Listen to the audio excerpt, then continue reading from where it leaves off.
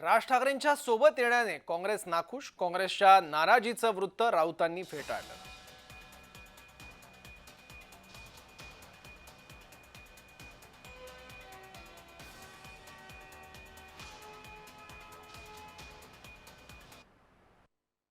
माननीय उद्धव ठाकरे आणि माननीय राज ठाकरे यांची जी युती आहे